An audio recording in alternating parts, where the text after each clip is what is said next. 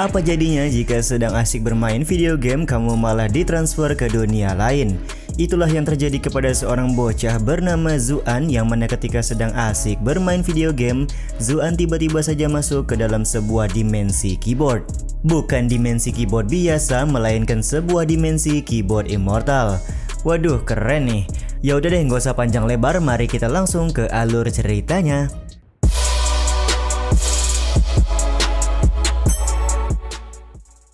Diceritakan pada suatu malam ketika cuaca sedang buruk dengan petir menyambar di atas langit, ada seorang bocah bernama Zuan yang sedang asik bermain video game dengan menggunakan komputer.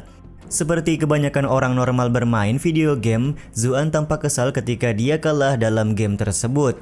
Lalu disinilah terjadi sebuah keanehan di mana muncul sebuah cahaya merah mendekati Zuan dan tak lama kemudian cahaya merah tersebut meledak dengan seketika.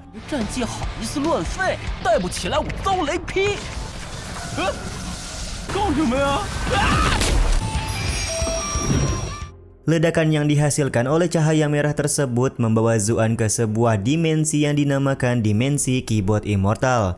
Karena cukup penasaran, Zuan kemudian menekan tombol keyboard di hadapannya dan kemudian muncul sistem AI yang memberitahukan kalau misi di keyboard immortal sudah aktif sepenuhnya. Sistem AI juga memberi informasi kalau Zuan harus menyelesaikan misi dari tombol F1 sampai tombol F12 untuk memenangkan permainan di dalam dimensi keyboard immortal. Total semuanya ada 12 misi di mana jika Zuan gagal dalam misi tersebut, dia akan mati di dalam dimensi keyboard. Waduh, ngeri juga ya guys ya.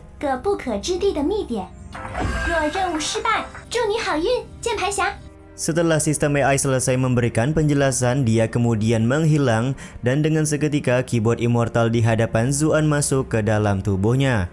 Masuknya keyboard tersebut ke dalam tubuh Zuan juga menandakan bahwa permainan akan segera dimulai.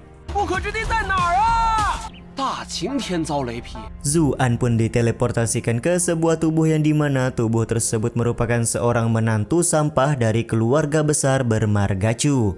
Pada hari ini, Zuan yang merupakan seorang menantu sampah mendapatkan nasib sial karena tersambar petir di siang bolong ketika sedang berjalan-jalan di sebuah taman. Semua orang di sekitaran Zuan terlihat membicarakan dan merasa kasihan, yang mana Zuan dan nona dari keluarga Chu baru saja menikah kemarin, tapi hari ini Zuan sudah terkena nasib sial tersambar petir seperti ini. Ketika semua orang sudah menganggap Zuan meninggoy, tiba-tiba saja Zuan hidup kembali. Sontak hal ini pun membuat semua orang ketakutan karena mengira yang bangun kembali adalah arwah dari Zuan.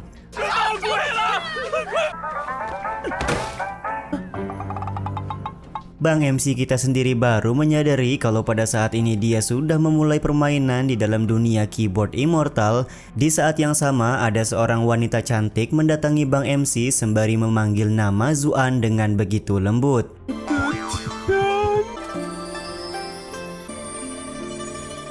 Seperti kebanyakan laki-laki ya guys ya, Zuan begitu terpesona dengan gadis cantik tersebut dan langsung mencoba untuk tebar pesona. Zuan, setelah kamu beberapa jam bermain di taman ini, apakah kau sudah melupakan istrimu sendiri? Ucap gadis cantik di hadapan Zuan. Yap, benar sekali, gadis cantik tersebut merupakan gadis yang berasal dari keluarga Chu, yang tidak lain dan tidak bukan adalah istri dari Bang MC kita. Zuan pun tampak terlihat senang dan tidak percaya di dalam dunia ini dia bisa mendapatkan istri yang begitu cantik rupawan. Tapi sistem dari keyboard immortal memberikan sebuah informasi kalau tubuh yang digunakan oleh Zuan adalah seorang menantu sampah atau menantu buangan yang tidak berguna. Ketika sedang sibuk melihat informasi mengenai tubuh barunya, Zuan begitu kaget karena istrinya sudah pergi dan hendak pulang ke kediaman keluarga Chu. Bang MC kita ini juga terlihat sangat kesal ketika ada salah satu orang yang memuji-muji istrinya secara berlebihan.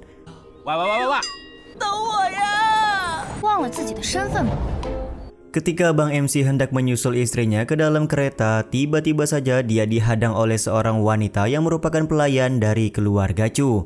Wanita ini melarang Zuan untuk masuk ke dalam kereta serta meminta Bang MC berjalan kaki saja.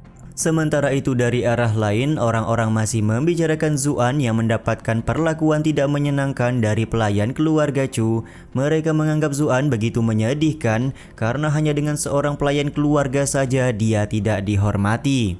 Zuan sendiri baru sadar kalau tubuh yang dia gunakan sekarang memanglah cukup menyedihkan. Tapi Bang MC kita nggak kehabisan ide untuk bisa masuk ke dalam kereta agar bisa bersama dengan Cucuyan. Bang MC pun kemudian ngeprank pelayan keluarga Chu dengan berkata kalau celana pelayan itu sudah robek. Kelengahan dari pelayan keluarga Chu ini langsung dimanfaatkan oleh Zuan untuk masuk ke dalam kereta kuda.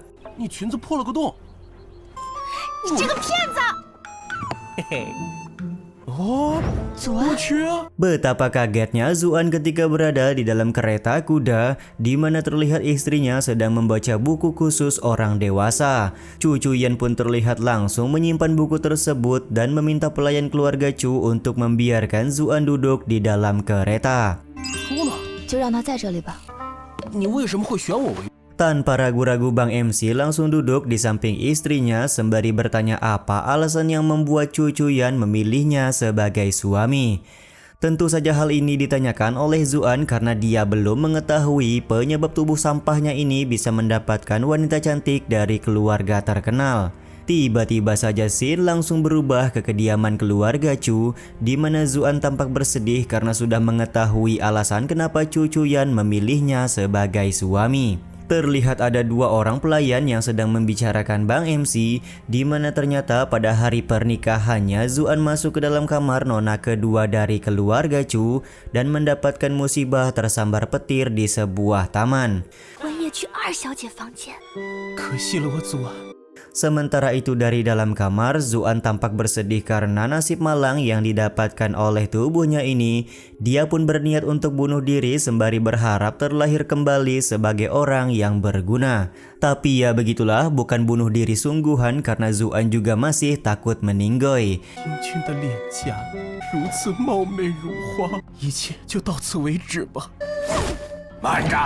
Tiba-tiba saja tukang kebun keluarga Chu masuk ke dalam kamar untuk melihat kondisi dari Bang MC yang terdengar seperti sedang bersedih. Betapa kagetnya kakek tukang kebun karena ternyata Zuan berniat bunuh diri dengan cara gantung diri. Tapi karena tali yang diikatkan oleh Zuan terlalu rendah, kakek tukang kebun menyebutkan kalau Zuan tidak cukup profesional untuk bunuh diri. Bang MC sendiri bertanya siapakah kakek tua di hadapannya dan kenapa dia bisa masuk ke dalam kamar tanpa izin. Aku hanyalah seorang tukang kebun di dalam kediaman keluarga Chu, ucap Pak Tua Kebun di hadapan Bang MC. Pak Tua Kebun ternyata mengetahui masalah yang sedang terjadi kepada Zuan, di mana dia sama sekali tidak bisa berkultivasi karena tubuhnya yang terkena sebuah kutukan. Pak Tua Kebun juga menawarkan sebuah solusi kepada Zuan agar dia bisa menghilangkan kutukan tersebut. Karena Pak Tua Kebun paham mengenai masalah yang sedang dialami oleh Zuan, maka Zuan pun bersikap baik serta akan mendengarkan saran yang diberikan oleh Pak Tua Kebun kepadanya.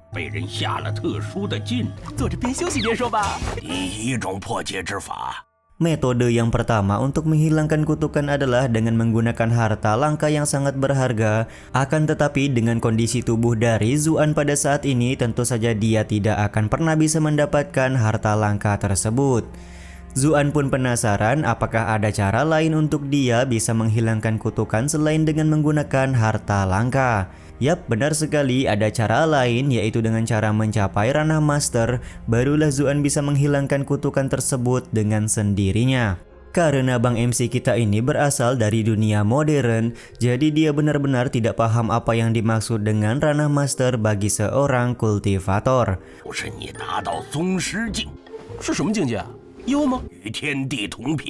Pak Tua Kebun pun langsung menjelaskan panjang lebar tentang tingkatan ranah kultivasi dari seorang praktisi di hadapan Zuan, dan di saat yang sama Zuan malah menyadari kalau sekarang dia benar-benar berada di dunia yang begitu kuno. 神念断层，则为太老套了。举手。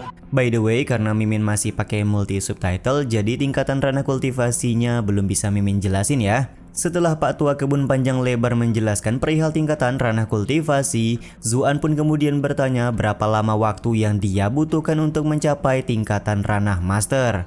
Dengan kualifikasi Anda sekarang, 10 kehidupan pun tidak akan pernah menjadi seorang master, ucap Pak Tua Kebun kepada Bang MC. 10辈子都到不了。 Sontak perkataan dari Pak Tua Kebun kembali membuat Zuan bersedih karena kehidupannya sekarang begitu malang. Tapi Pak Tua Kebun kemudian melemparkan sebuah gulungan ke arah Zuan, di mana ternyata gulungan tersebut merupakan sekumpulan keterampilan aneh yang dimiliki oleh Pak Tua Kebun. Karena merasa penasaran, Zuan pun kembali bertanya kenapa Pak Tua Kebun repot-repot memberikan keterampilan aneh ini kepadanya. Lagi-lagi Pak Tua Kebun di sini panjang lebar menjelaskan alasan kenapa dia membantu Bang MC kita. 这有何古怪？ 而你资质如此之差，靠的是通过肉身之剑魔受创转换一系列组合，完成解禁布局。 Meskipun keterampilan aneh yang diberikan oleh Pak Tua Kebun akan sulit untuk dipahami, Zuan tetap berterima kasih karena Pak Tua Kebun sudah mau membantunya. Dia juga bertanya siapakah nama dari Pak Tua Kebun karena sedari tadi mereka mengobrol, dia sama sekali belum mengetahui nama dari Pak Tua Kebun ini. 这功夫也太损了！ 莫了， 敢问前辈姓名？ Panggil saja aku dengan nama Pak Tua Mi, ucap Pak Tua Kebun memberitahukan namanya kepada Zuan. Pak Tua Mi kelihatan tersenyum setelah dia memberikan keterampilan aneh kepada Zuan.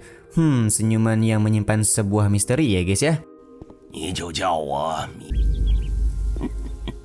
Perginya Pak Tua Mi dari kamar Zuan ini juga sekaligus menutup episode 1 dan 2 kali ini ya guys. Episode kali ini masih berlanjut setelah Zuan mendapatkan gulungan keterampilan aneh dari Pak Tua Mi sebelumnya. Setelah membuka gulungan tersebut, sistem AI langsung mendeteksi kalau gulungan yang diberikan oleh Pak Tua Mi merupakan kitab rahasia Cisan atau burung Phoenix Nirwana. Sistem AI juga menyarankan agar Zuan memasukkan kitab Phoenix Nirwana tersebut ke dalam keyboard Immortal agar bisa digunakan dengan baik.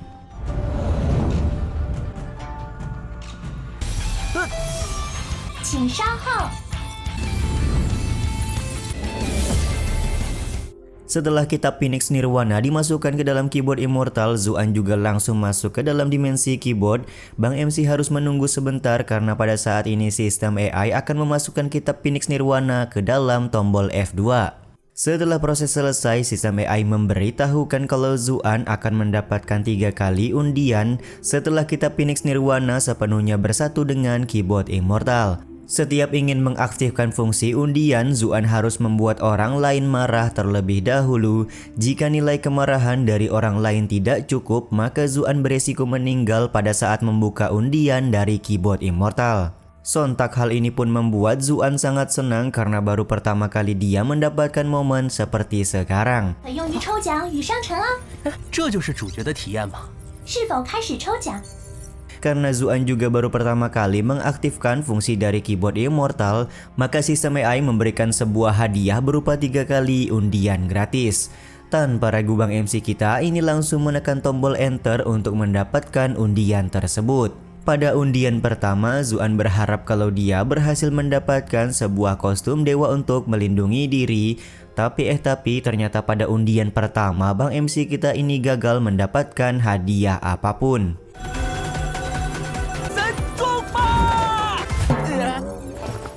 Karena udah mendapatkan kesialan di undian pertama, maka Zuan berharap di undian kedua kali ini dia bisa mendapatkan benda yang berharga.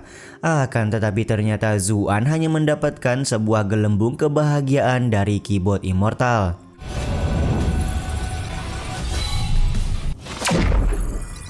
Ternyata gelembung kebahagiaan ini berfungsi sebagai pereda sakit dan penambah darah. Dengan kata lain, gelembung kebahagiaan adalah sebuah alat penyelamat nyawa dari Bang MC. Tapi ya begitulah, Zuan sedikit kecewa karena menurutnya gelembung kebahagiaan merupakan peralatan mandi, jadi sama sekali tidak ada korelasinya dengan pereda rasa sakit. 锁血，不能严谨一点吗？ Pada undian ketiga, Bang MC kita berhasil mendapatkan sebuah belati racun berwarna ungu. Dan tentu saja belati racun ini merupakan barang yang cukup bagus karena bisa dimanfaatkan oleh Zuan untuk menghadapi lawan-lawannya di dunia ini. 敌手有毒， 老六必备之物啊！ Setelah Bang MC keluar dari dimensi keyboard, sistem AI memintanya untuk segera mencari poin kemarahan. Tiba-tiba saja di halaman depan rumah ada beberapa orang pelayan keluarga Chu yang dikejar-kejar oleh anjing penjilat.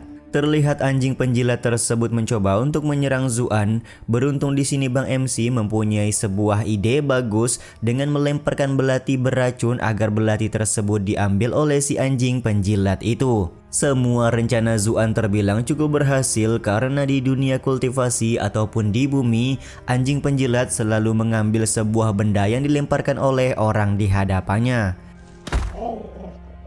捡回来！ Ketika anjing penjilat mengembalikan belati tersebut kepada Zuan dengan cara digigit, si anjing penjilat langsung tidak sadarkan diri karena terkena sebuah racun yang menempel di belati racun. Tiba-tiba saja nona kedua dari keluarga Chu yang bernama Chu Haitai datang ke hadapan Zuan sembari membawa cambuk. Chu Haitai kelihatan sangat marah karena anjing penjilat kesayangannya ternyata modar di tangan Zuan. Dia juga tanpa ampun langsung menggunakan cambuk yang dibawa untuk memberi pelajaran kepada Bang MC kita. 你把我的天狗怎么了？让你生不如死！这经验值， Tapi ya begitulah, kemarahan yang ditunjukkan oleh Chu Haitai membuat nilai pengalaman keyboard immortal semakin meningkat. Di satu sisi, Chu Haitai menjelaskan kalau cambuk yang dia bawa adalah pemberian kakaknya. Cambuk ini cukup istimewa karena menaikkan rasa sakit menjadi 10 kali lipat jika terkena 1 kali cambukan saja. 这可是姐姐怕我被欺放大10倍的痛楚。 Sebelum Chu Haitai kembali melakukan cambukan, Zuan memintanya untuk berhenti sejenak. Ternyata di sini Zuan ingin membuat sebuah taruhan dengan Chu Haitai agar dia bisa membuat Chu Haitai marah.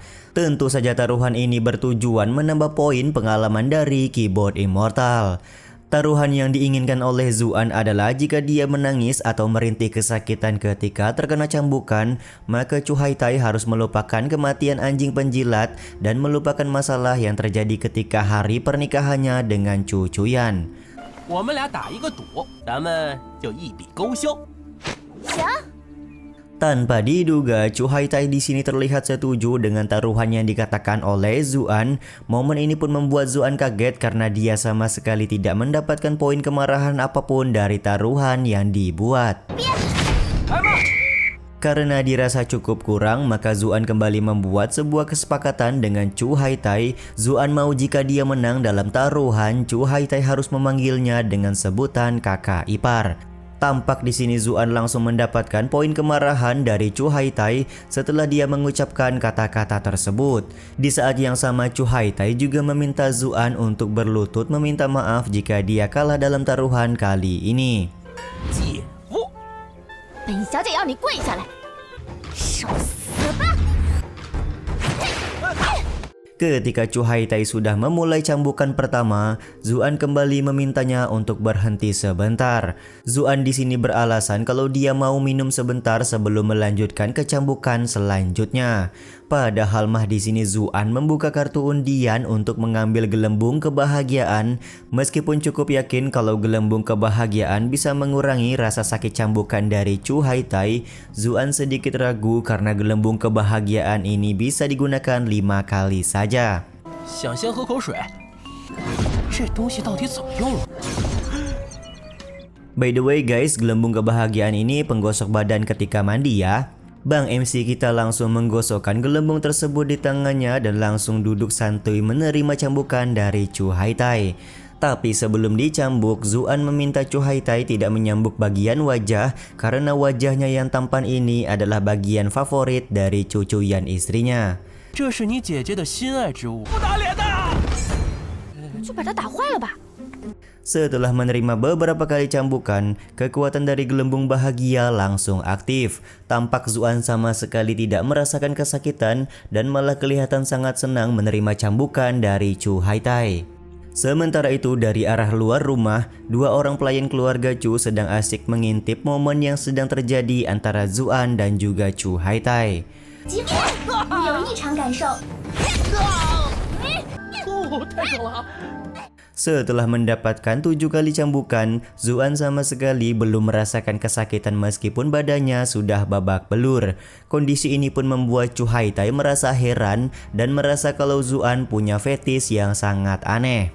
Fetis aneh dari Zuan kembali ditunjukkan di hadapan Chu Haitai dan langsung membuat gadis itu merasa jijik kepada Zuan. 怎么可能？我是你的姐夫。 Dia pun langsung berencana pergi meninggalkan kediaman dari Bang MC. Akan tetapi di sini Zuan menarik tangan dari Chu Haitai serta meminta Chu Haitai untuk mengakui kekalahannya hari ini. Sebelum memanggilnya dengan sebutan kakak ipar, Chu Haitai tidak boleh pergi meninggalkan tempat ini. Mau tidak mau di sini Chu Haitai mengakui kekalahan dan secara resmi memanggil Zuan dengan sebutan kakak ipar. 姐夫， Siapa yang menyangka sebelum Chu Haitai pergi, dia sekali lagi melakukan tendangan ke arah Zuan dan langsung membuat Zuan KO tidak berdaya. 小面差点交代了。 Beberapa saat kemudian Zuan sudah berada di dalam kamar dan sedang menghitung banyaknya poin kemarahan yang dia dapatkan dari Chu Haitai. Tiba-tiba saja salah satu adik dari Chu Chuyan datang ke dalam kamar bersama dengan 2 orang pelayannya. Adik laki-laki dari Chu Chuyan ini meminta Zuan untuk bersiap karena patriark keluarga Chu meminta Zuan untuk datang ke ruangan pertemuan keluarga Chu. Dia juga memberitahukan kalau patriark keluarga akan membicarakan masalah pernikahan yang terjadi antara Chu Chuyan dengan Zuan. 晚安，老爷和夫人在议事厅等你，当然是找你算账了。 Momen ini membuat Zuan sadar kalau keluarga Chu pasti akan memaksanya untuk bercerai dengan Chu Chuyan. Untuk itulah Zuan beralasan kalau tubuhnya sedang sakit terkena cambukan dari Chu Haitai, jadi dia tidak bisa pergi ke ruangan pertemuan keluarga sekarang ini. 要走你们抬我走。 被看上这么个无赖， Cepatlah bangun dan bersiap-siap, jangan biarkan aku menunggu lama seperti ini, ucap adik Chu Chuyan kepada Bang MC.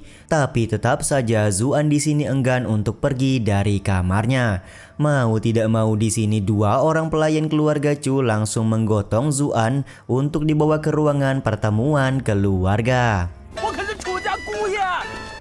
Digotongnya Zuan dengan 2 orang pelayan ini juga sekaligus menutup episode kali ini ya guys. Pada episode sebelumnya, Zuan digotong oleh 2 orang pelayan keluarga Chu untuk dibawa ke ruangan pertemuan keluarga. Sampai di ruangan pertemuan, Zuan langsung terpesona dengan salah seorang wanita cantik di samping Chu Chuyan. Tapi Bang MC sejenak tersadar kalau dia tidak boleh kepikiran aneh-aneh karena pada saat ini sedang disidak oleh patriark keluarga Chu. Patriark keluarga Chu yang bernama Chu Zongtian langsung bertanya kenapa penampilan Zuan penuh dengan luka seperti sekarang. Bang MC kemudian menjelaskan kalau dia sudah merusak reputasi dari nona kedua atau Chu Haitai. Jadi ketika Chu Haitai datang untuk memberinya sebuah hukuman, Zuan sama sekali tidak melawan. Zuan juga menjelaskan kalau Chu Haitai sudah menghukumnya dengan 8 kali cambukan ratapan. 所以刚刚二小姐找我算账，直到挨了8鞭。 简直胡闹！ Nyonya keluarga Chu yang bernama Chin Wanru terlihat masih menyimpan kekesalan kepada Zuan karena dia sudah masuk ke dalam kamar Chu Haitai di hari pernikahannya dengan Chu Chuyan beberapa waktu yang lalu. Akan tetapi di sini Chu Zongtian meminta istrinya untuk tenang karena dia merasa Zuan sudah meminta maaf secara tulus. Lagi pula pada saat ini Zuan sudah babak belur terkena cambukan dari Chu Haitai. Tiba-tiba saja salah seorang paman kedua dari Chu Chuyan menyambung pembicaraan dengan berkata kalau dia tidak bisa menerima kejadian memalukan yang sudah dilakukan oleh Zuan sebelumnya. Keluarga Chu merupakan salah satu dari 4 keluarga besar yang berada di kota Mingyu. Jadi jika kejadian ini dibiarkan begitu saja dan tersebar keluar, maka nama baik keluarga Chu bisa tercoreng. Momen ini pun membuat Chu Haitai sedikit kasihan kepada Zuan karena dia mendapatkan tuduhan yang tidak-tidak, sementara ketika Zuan masuk ke dalam kamarnya, dia sama sekali tidak melakukan tindakan aneh. Tapi di sini paman gendut meminta Chu Haitai untuk tidak terlalu naif. Bisa saja Zuan pada saat itu masuk ke dalam kamarnya karena dia ingin mencuri uang. 他以后不仅偷人， 话糙理不糙。 Terlihat dari momen ini, paman kedua dan juga paman gendut sangat ingin Zuan mendapatkan hukuman lebih berat karena tindakannya. 过于仁慈呀！ 非吵闹着要见姑爷。 Tiba-tiba saja masuk seorang pelayan ke dalam ruangan pertemuan untuk melaporkan ada seorang wanita di luar yang memaksa ingin bertemu dengan Zuan. Tak lama kemudian wanita tersebut masuk ke dalam ruangan sembari melakukan akting kalau Zuan sudah menggunakan jasanya. 哎呀，我才同意跟你的。喂，这是怎么回事？ Sontak hal ini pun membuat semua orang di dalam ruangan menjadi kaget. Qin Wanru pun langsung meminta penjelasan kepada Zuan mengenai apa yang sebenarnya sudah terjadi. Zuan sendiri langsung mendorong wanita di sampingnya karena Bang MC kita sendiri tidak mengenal wanita tersebut. Wanita itu kemudian menjelaskan kalau Zuan masih mempunyai hutang setelah menggunakan jasanya beberapa waktu yang lalu. Bang MC kita ini pada akhirnya sadar kalau wanita ini pasti diperintah oleh seseorang untuk menjatuhkan namanya di hadapan keluarga Chu. Untuk itulah Zuan mengiyakan semua yang dikatakan wanita tersebut perihal hutang yang belum dia bayarkan. Wanita ini kemudian meminta Zuan untuk membayar uang sebanyak 30 tael barulah urusan mereka selesai. Tanpa ragu Zuan menjawab kalau dia bisa memberikan uang sebanyak 300 tael asalkan si wanita mau menuruti perintah yang dikatakan oleh Bang MC. 我给你300两，我现在手头有点紧。 Karena pada saat ini Zuan belum mempunyai uang, maka dia meminjam 300 tael kepada Cucu Yan terlebih dahulu untuk membayar jasa dari si wanita pelayan. Tanpa ragu di sini Cucu Yan langsung memberikan kertas cek sebanyak 300 tael kepada Zuan untuk diberikan kepada si wanita. 去取300两来。 Terlihat Qin Wanru sempat tidak setuju dengan Cucu Yan yang dengan gampangnya memberikan uang sebanyak itu. Tapi Chu Zongtian meminta istrinya untuk tenang karena Cucu Yan pasti punya sebuah rencana. Setelah Zuan memberikan uang sebanyak 300 tael kepada si wanita pelayan, Zuan kemudian menakut-nakuti si wanita dengan berkata dia harus melayani orang-orang di kediaman keluarga Chu setelah mendapatkan 300 tael ini. 如今正在楚家后院，也要操劳些了。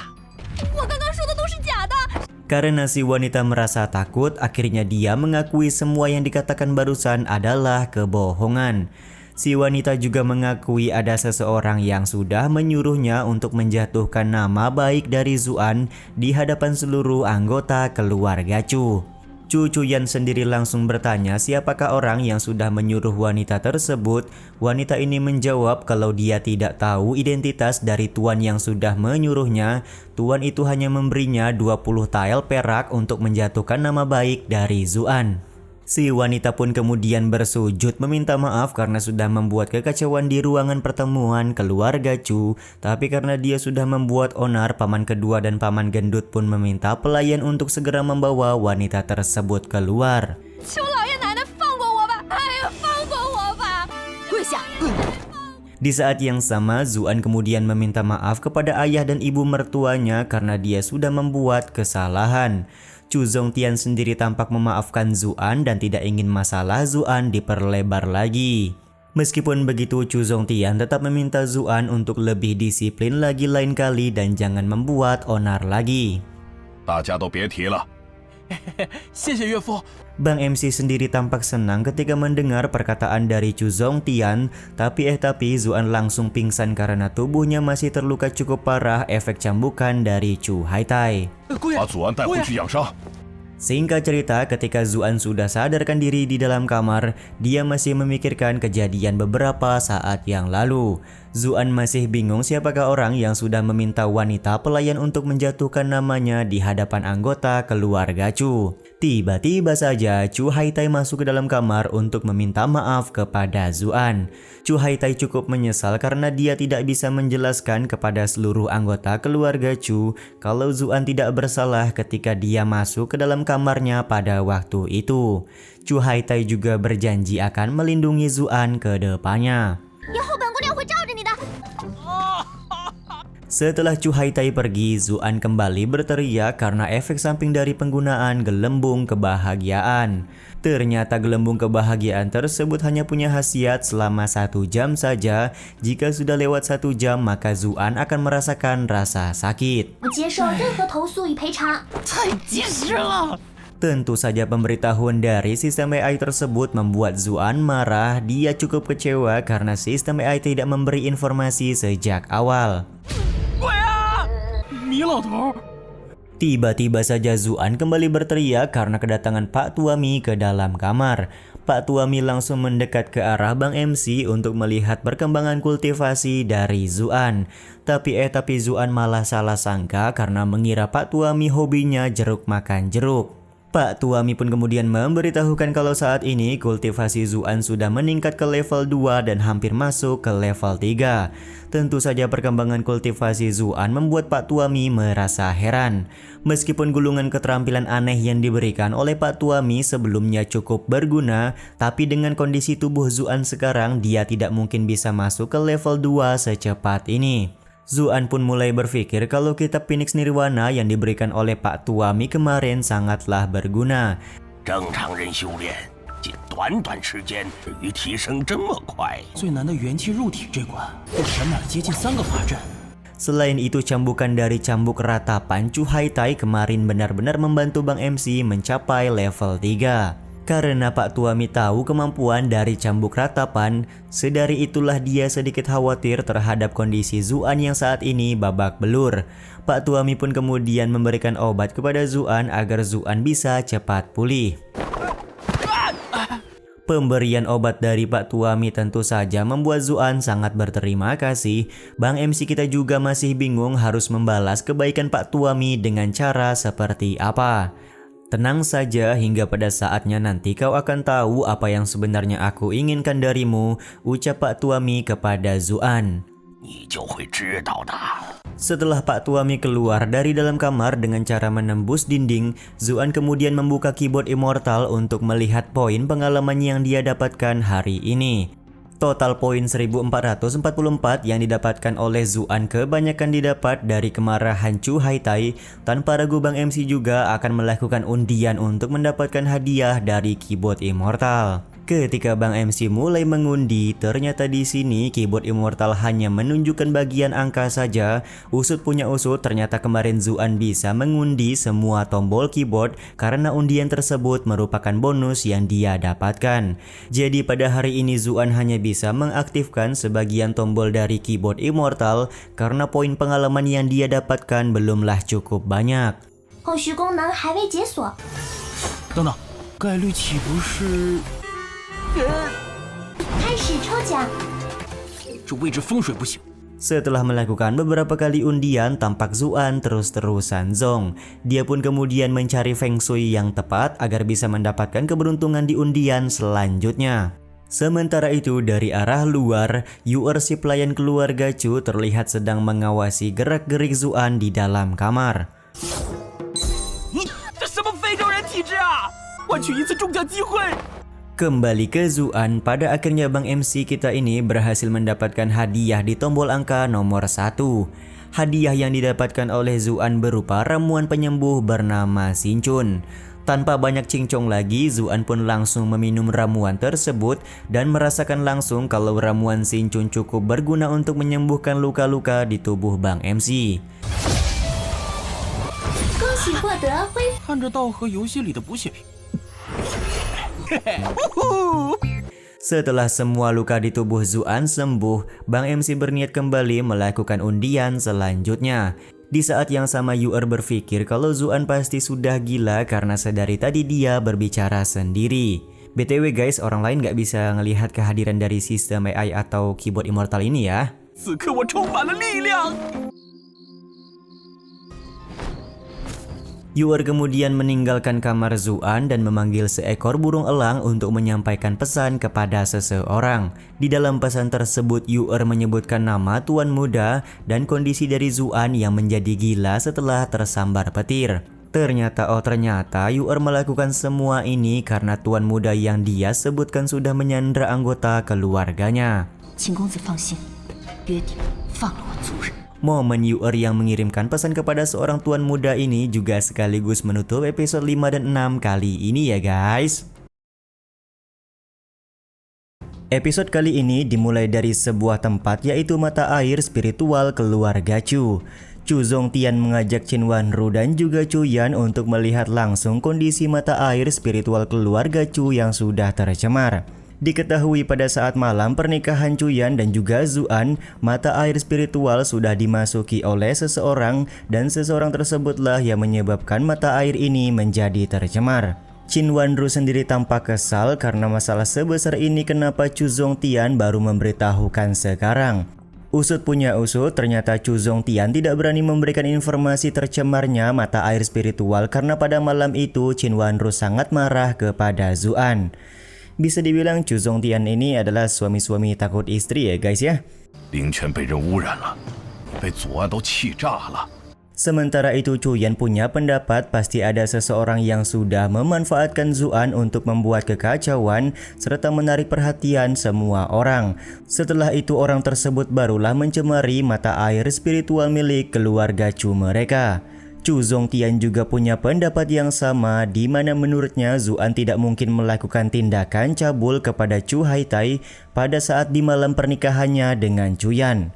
Qin Wanru sendiri bisa memaklumi kalau Zuan pasti tidak bersalah efek kejadian tadi siang di ruangan pertemuan keluarga Chu.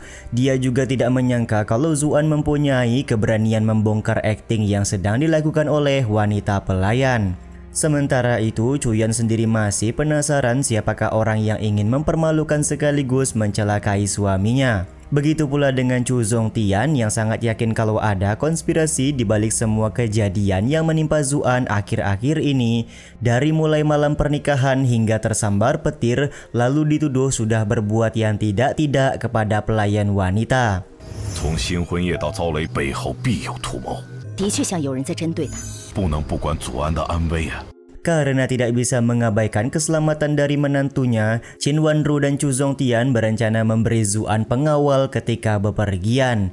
Di satu sisi Chu Yan meminta kedua orang tuanya untuk tidak khawatir karena dia sendirilah yang akan mencoba untuk melindungi Zuan. 我自会处理。 Sementara itu di tempat lain, Zuan tampak masih gagal mendapatkan hadiah menarik yang disediakan oleh keyboard immortal. Ketika Bang MC kita ini sudah mulai lelah karena zong terus, tiba-tiba saja Zuan mendapatkan poin kemarahan dari Qin Wanru.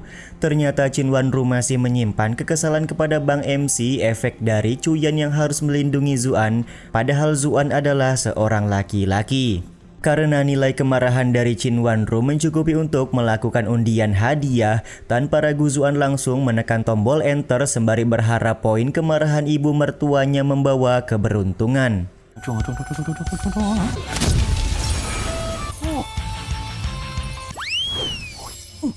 Benar saja, poin kemarahan dari Qin Wanru cukup membawa keberuntungan. Terlihat di sini Zuan berhasil mendapatkan undian hadiah berupa pil surgawi yang bisa meningkatkan kesehatan tubuh. Meskipun seluruh tubuh dari Zuan terasa hangat, tapi dia masih bau ketek karena sudah seharian ini tidak ada mandi sama sekali. 好厉害，怎么还臭烘烘的？ Beberapa saat kemudian, Zuan tampak sedang mandi untuk membersihkan badan dan terlihat poin kemarahan dari Bang MC tersisa 52 poin.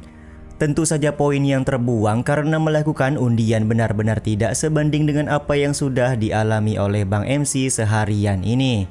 Singkat cerita, keesokan harinya Su'er membawa Zuan ke sebuah pendopo untuk menemui Chu Yan. Zuan juga tampak langsung berterima kasih karena Chu Yan sudah mau memberinya sebuah baju baru. Terlihat Chu Yan cukup senang karena luka yang diderita oleh Zuan setelah terkena cambuk ratapan sudah sembuh total. Zuan sendiri hanya cengengesan dan berkata kalau semua ini berkat obat-obatan yang disediakan oleh keluarga Chu, jadi dia bisa sembuh dengan cepat. Ya, padahal mah kan Zuan banyak mendapat bantuan dari keyboard immortal dan juga Pak Tuami ya guys. 夫人送的新衣服太合适了。看来是真的。二小姐其实也没下死手。这是什么？ Ternyata tujuan Chuyan ingin bertemu dengan Zuan karena dia hendak memberikan sesuatu. Setelah Zuan membuka kotak yang diberi oleh Chuyan, dia menyadari kalau isi di dalam kotak tersebut berupa sebuah tali. 这边的人玩的这么花吗？而再找时间，瞎说什么呢？专门用来对付低级修行者的。 Chuyan pun menjelaskan kalau tali yang dia berikan merupakan tali pengikat immortal. Bisa dibilang tali pengikat immortal tersebut merupakan harta yang cukup berharga yang dimiliki oleh keluarga Chu. Dia juga menjelaskan kalau tali pengikat immortal tersebut sudah dirancang khusus mengikat praktisi tingkat rendah. Jadi dia meminta Zuan untuk menyimpan tali tersebut sebagai alat untuk berjaga-jaga jika kondisi Zuan berada dalam bahaya. 你是楚家赘婿， Sontak hal ini pun membuat Zuan sangat senang. Bang MC tidak menyangka kalau Chuyan cukup mengkhawatirkan keselamatannya. Kau adalah menantu dari keluarga Chu, jadi keluarga Chu harus melindungi keselamatanmu, ucap Chuyan kepada Zuan. Selain itu Chuyan juga meminta Zuan untuk berhati-hati ke depannya karena bisa jadi bahaya akan datang secara tiba-tiba. 捆仙索并非万全之策，捆仙索并非万全之策。 走吧。他喜欢我。 Setelah Chuyan dan Su'er pergi, Bang MC mulai menerka-nerka sepertinya Chuyan sudah jatuh cinta kepadanya. Seperti laki-laki kebanyakan, Zuan juga langsung memikirkan nama untuk anaknya jika nanti dia mempunyai keturunan dengan Chuyan. Jika anak perempuan akan diberi nama Cucu dan jika anak laki-laki akan diberi nama Chu Aotian atau Chu Tianba. 楚楚，楚天霸。 Beberapa saat kemudian Zuan sudah kembali ke dalam kamar dan pada saat ini dia sedang memandangi sebuah cermin karena merasa sok ganteng banget. Kegantengan yang dirasakan oleh Zuan karena Bang MC sudah percaya diri setelah melihat langsung kepedulian yang ditunjukkan oleh Chuyan kepadanya. Karena laki-laki harus mengambil inisiatif duluan, maka Zuan berencana mengajak istrinya untuk makan malam terlebih dahulu. Beberapa gaya ajakan makan malam mulai Zuan peragakan demi bisa membuat Chuyan terkesan. Tapi ya pada akhirnya Zuan malah merasa jijik sendiri dengan tingkah lakunya. 我想邀请你共进晚膳，你已经成功引起了我的注意。恶心！老婆，老婆。 Tak lama kemudian Zuan pergi nyamperin Chuyan ke kamarnya untuk mengajak makan malam. Tapi ketika sudah membuka pintu tampak tidak ada seorang pun di dalam kamar. Ketika Zuan sedang melihat-lihat ternyata ada seorang wanita di dalam kamar istrinya dan wanita tersebut sedang membetulkan pakaian. Yap, wanita ini masih mempunyai hubungan dengan keluarga Chu, tapi Mimin juga belum tahu ya guys nama wanita ini siapa. Sebut saja Mawar ya guys ya. Karena Mawar sedang berada di dalam kamar Chuyan, tentu saja membuat Zuan bertanya-tanya kenapa Mawar bisa berada di dalam kamar sementara Chuyan tidak ada. Mawar menjelaskan kalau dia hendak meminta air minum kepada Chuyan, tapi malah pakaiannya ketumpahan air. Itulah yang menyebabkan Mawar sedang membetulkan pakaian yang dia miliki. Ya, padahal masih Mawar ini sedang mencari sesuatu di dalam kamar Chuyan dan ketika Bang MC datang, Mawar langsung berakting kalau dia sedang membetulkan pakaian. 没人在吗？换衣服，在我。 Tentu saja penjelasan dari Mawar tidak bisa dipercaya begitu saja oleh Zuan. Seperti biasa, Bang MC kita mulai membuat rencana untuk membuat Mawar marah. Dan ketika Mawar sudah marah, maka Bang MC akan mendapatkan poin kemarahan di keyboard immortal. Bang MC kita ini kemudian ngebacot untuk membuat Mawar marah. Dan benar saja hasilnya Zuan langsung mendapatkan poin kemarahan. Alih-alih membalas bacotan dari Zuan, Mawar malah langsung menggoda dengan mencoba untuk memperlihatkan betisnya kepada Bang MC.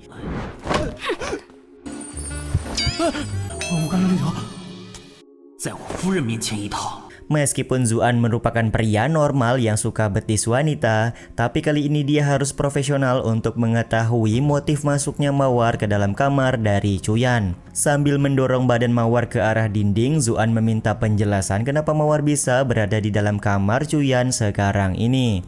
只是一个意外罢了，小心我不客气。你在威胁我？ Bahkan di sini Zuan memangku Mawar agar Mawar mau menjelaskan tujuan utamanya masuk ke dalam kamar Chuyan.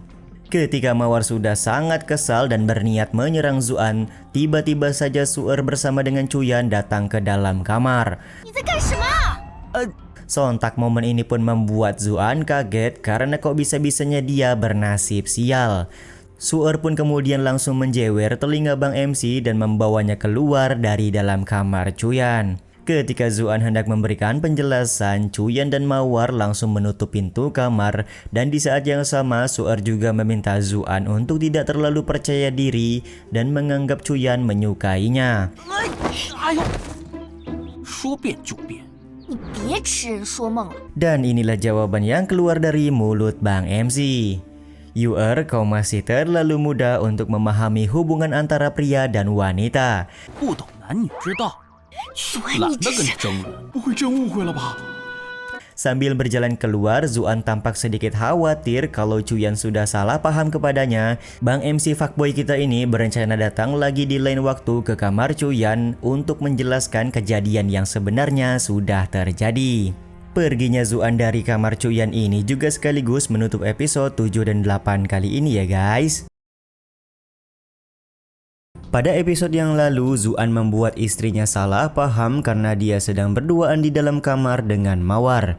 Ketika hari sudah larut malam, Zuan kembali datang ke kamar Chuyan untuk memberi penjelasan perihal kejadian tadi siang. Bang MC pun kemudian menguping pembicaraan yang sedang terjadi antara Chuyan dan juga Su'er di dalam kamar sembari menunggu situasi yang tepat untuk dia berbicara kepada Chuyan. Su'er di sini tampak masih merasa kesal kepada Zuan yang akhir-akhir ini perilakunya semakin nyeleneh. Sementara Chuyan sendiri merasa kalau suaminya terlihat berbeda dari sebelumnya. 莫不是被发现了？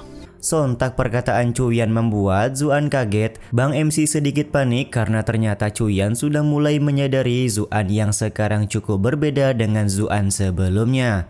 Tapi cukup beruntung di sini Su'er berkata kalau Zuan sedikit berubah pasti karena dia sudah tersambar petir beberapa hari yang lalu. Sementara itu Chuyan yang menyadari kehadiran seseorang lekas melemparkan sepotong kuaci ke arah dinding serta meminta orang yang sedang menguping pembicaraan segera keluar. Yap, Bang MC Zuan kemudian masuk ke dalam kamar sembari berkata kalau dia tidak bermaksud untuk menguping, melainkan dia ingin berbicara kepada Chuyan perihal masalah yang terjadi tadi siang antara dia dan juga Mawar. Meskipun Su'er mencoba untuk menghentikan Zuan, akan tetapi Zuan tetap ingin berbicara kepada Chuyan sebagai sepasang suami istri.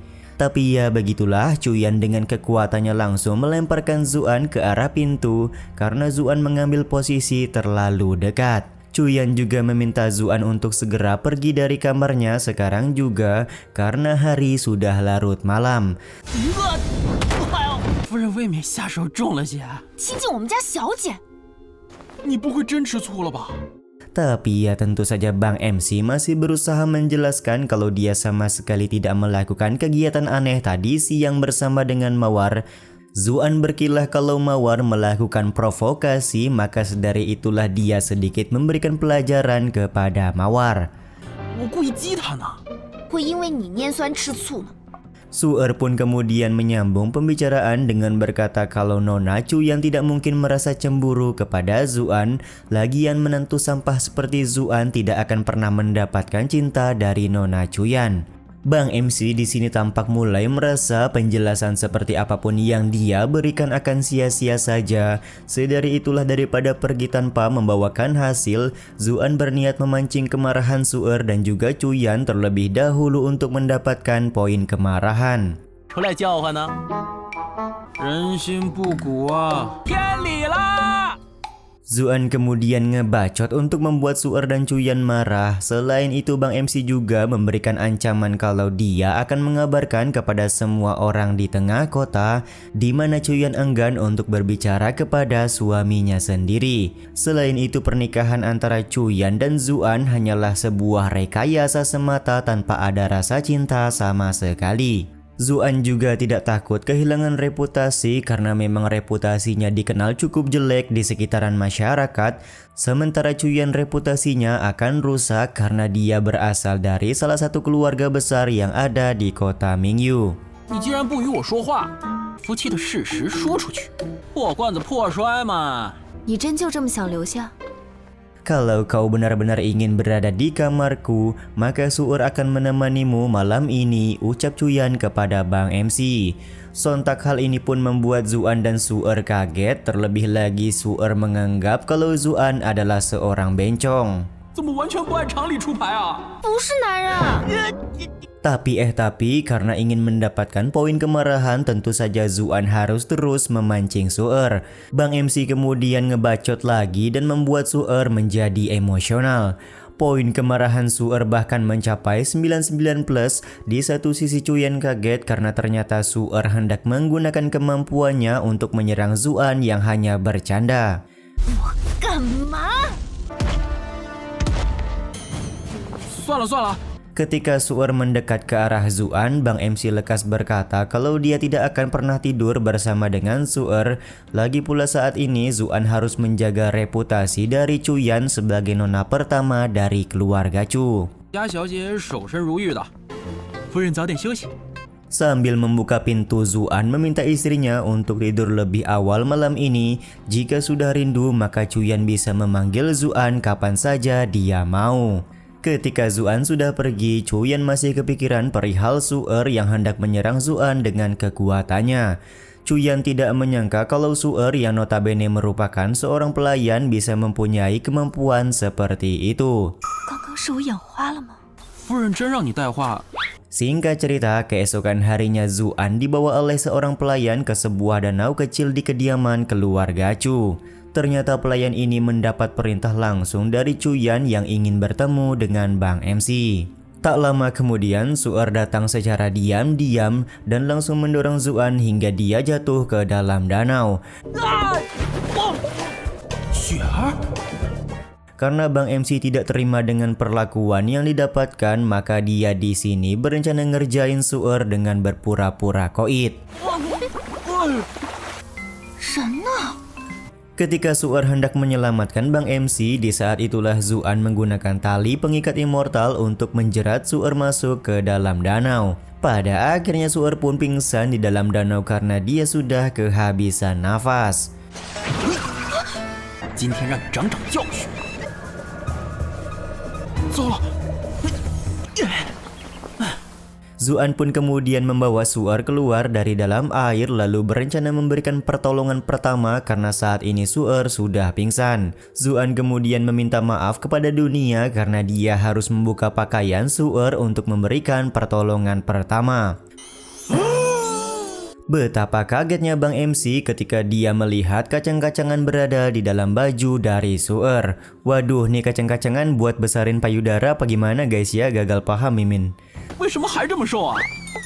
就算要报复我， Zuan kemudian melakukan kompresi dada untuk sepenuhnya mengeluarkan air yang masuk ke dalam tubuh dari Su'er. Bahkan di sini Zuan memberikan nafas buatan kepada Su'er untuk membuatnya kembali sadar dari pingsan. Setelah Su'er mulai sadar dari pingsan, dia begitu kaget karena tangan dari Zuan berada tepat memegang buah dadanya.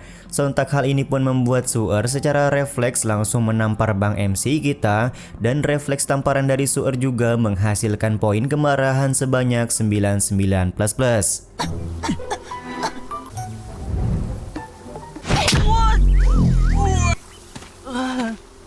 Tiba-tiba saja Chuyan datang ke hadapan mereka berdua sembari bertanya apa yang sebenarnya sudah terjadi. Zuan menjelaskan kalau dia baru saja menyelamatkan Su'er yang tercebur ke dalam danau. Di dalam hatinya Zuan sudah sangat yakin kalau Chuyan tidak akan percaya apa yang dia jelaskan pada saat ini. Di satu sisi Su'er mempertanyakan kenapa Zuan membuka baju dan menekan bagian dada saat menolongnya. 黄河都洗不清了。 刚刚我稀里糊涂掉到湖里去了。真是如此吗？ Bang MC pun menjelaskan kalau dia sedang melakukan CPR untuk menyelamatkan jantung dari Su'er.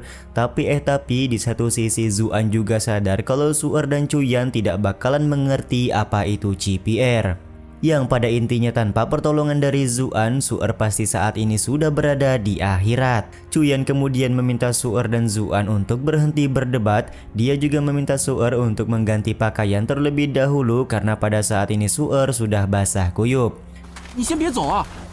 自从成婚以来， Ketika Chuyan hendak pergi, Bang MC menarik baju dari Chuyan karena dia ingin berdiskusi.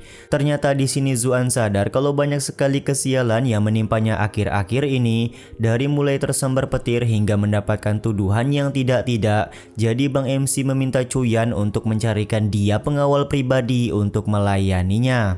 Chuyan pun kemudian teringat dengan ayah dan ibunya yang sempat merencanakan untuk mencarikan Zuan pengawal pribadi.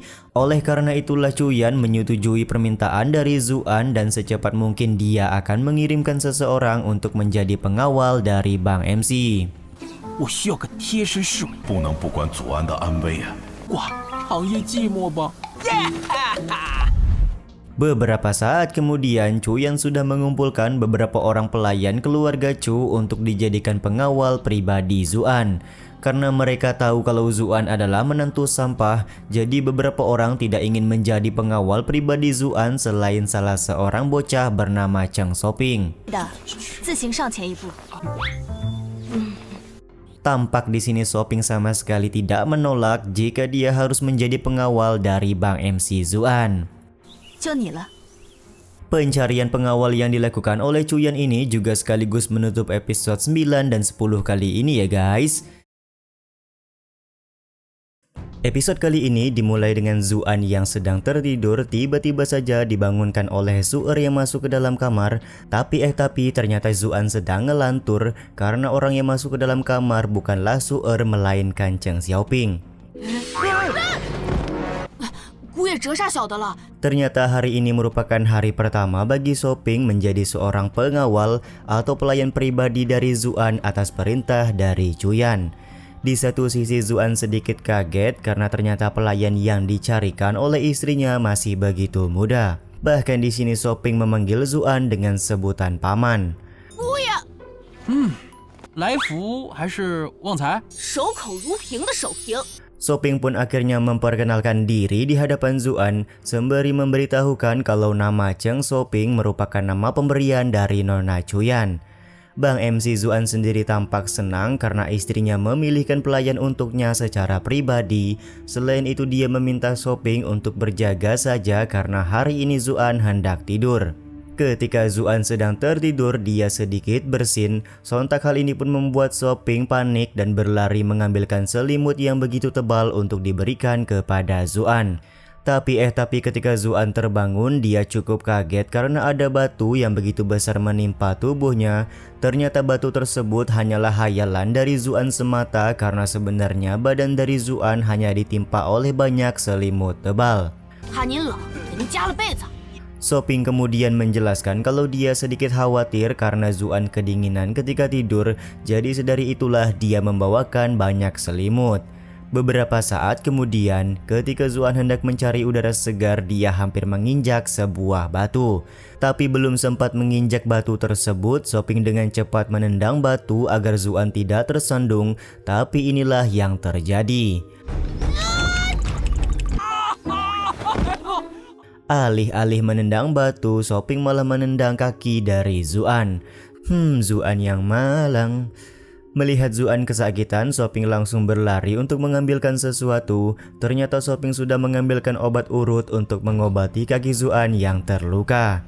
Tapi seketika wajah dari Bang MC memerah karena obat urut yang diambil oleh Shoping merupakan minyak cabai yang diambil dari dapur umum keluarga Chu. 花油啊，这都知道。再给我一次机会吧。 Beberapa saat kemudian, Shoping tampak meminta maaf kepada Zuan atas kesalahan yang sudah dia perbuat. Di satu sisi, Zuan sendiri bukannya malah menjadi tenang ketika mendapatkan pelayan, tapi malah dia menjadi stres sekarang ini.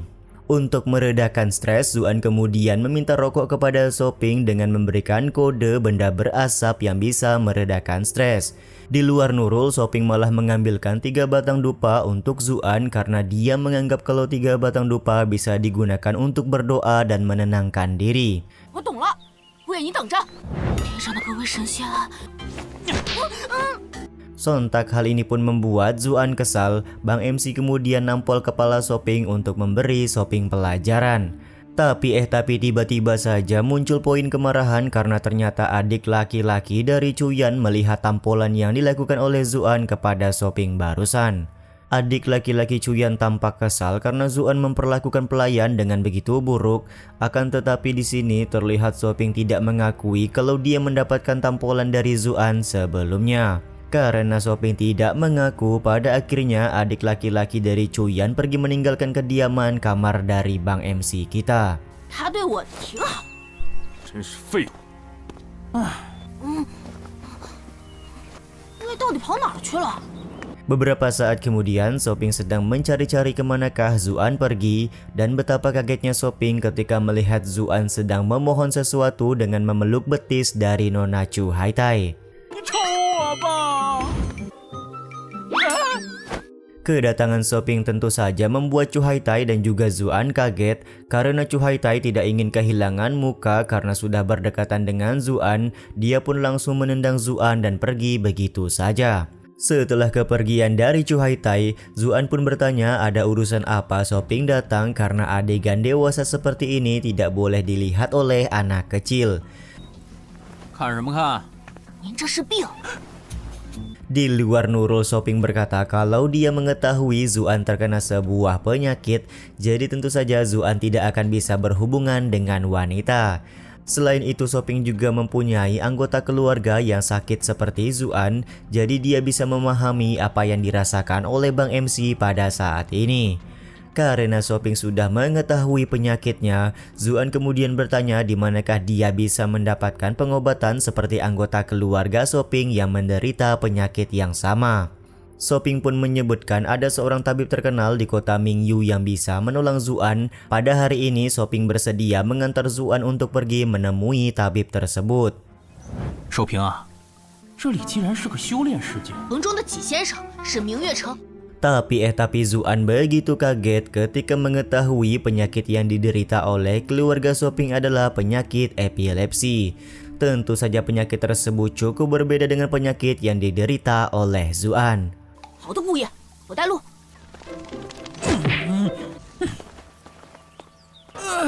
没想到啊， Beberapa saat kemudian, Zuan dan Soping sudah berada di perjalanan menuju tempat pengobatan. Tampak Zuan juga bertanya-tanya kenapa penjaga gerbang kediaman keluarga Chu membiarkan mereka keluar begitu saja.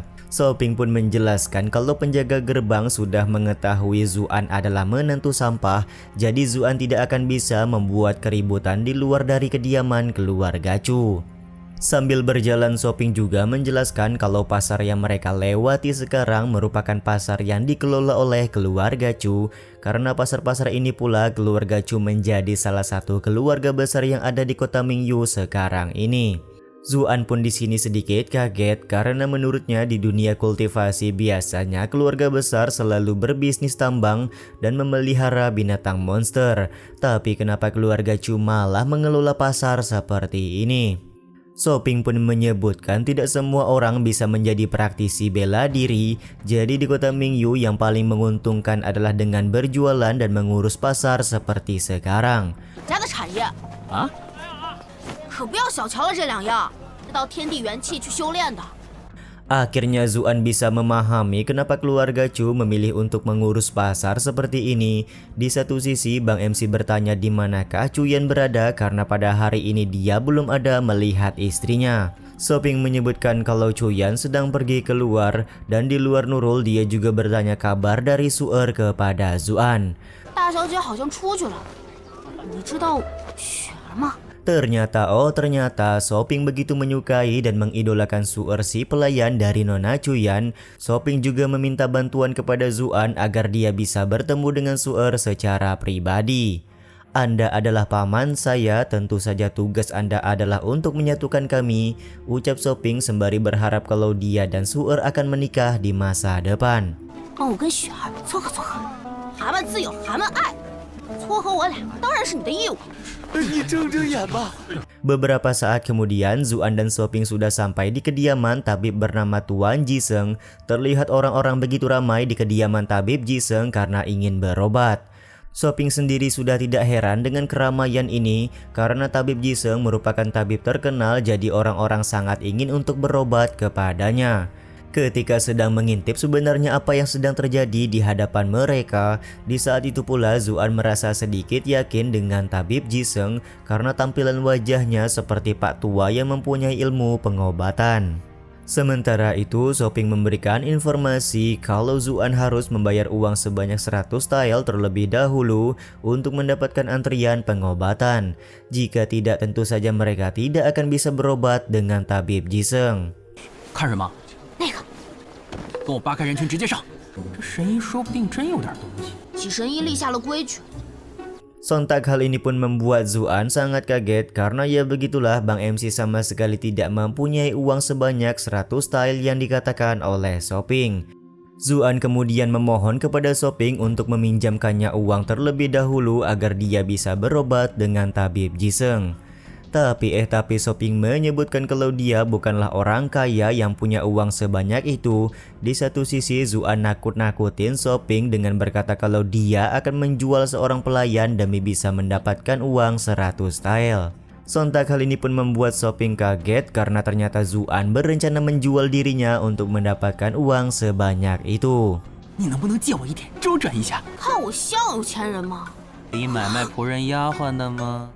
Kagetnya Shoping karena ingin dijual oleh Zuan ini juga sekaligus menutup episode kali ini ya guys. Episode kali ini masih dimulai dengan Xiaoping yang kaget karena Zuan berniat menjualnya untuk mendapatkan uang sebanyak 100 tael.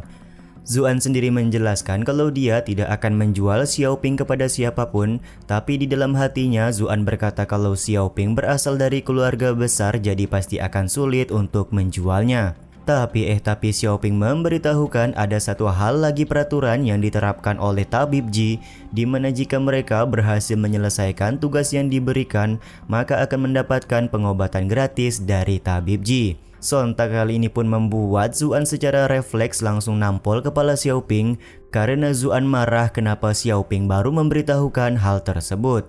你不敢说，差点想把你卖了。准了。 Karena sudah mengetahui dia bisa mendapatkan pengobatan dari menyelesaikan misi, maka Zuan berniat mengajak Xiaoping untuk menyelesaikan misi bersama-sama. Tiba-tiba saja Zuan mendengar orang-orang ingin bertemu dengan seorang wanita bernama Nona Ji. Ternyata usut punya usut, Nona Ji merupakan anak perempuan dari tabib Ji. Orang-orang ingin bertemu dengan Nona Ji karena Nona Ji kerap kali memberikan diagnosa dan pengobatan gratis kepada masyarakat miskin di kota Mingyu. Dan kebanyakan orang yang datang ke tempat pengobatan sebenarnya hanya ingin bertemu dengan Nona Ji saja. 哎，几姑娘是谁？ 经诊治，这里好些人。 美得过我的亲亲老婆楚出言吗？ Zuan sendiri berkata sepertinya Nona Ji merupakan seorang wanita cantik. Dia juga penasaran apakah kecantikan dari Nona Ji melebihi kecantikan dari Chuyan istrinya. Tiba-tiba saja Zuan mendapatkan poin kemarahan setelah mengucapkan kata-kata tersebut. Ternyata poin kemarahan itu didapatkan dari seorang warga bernama Yanto yang tidak terima kalau Zuan meragukan kecantikan dari Nona Ji.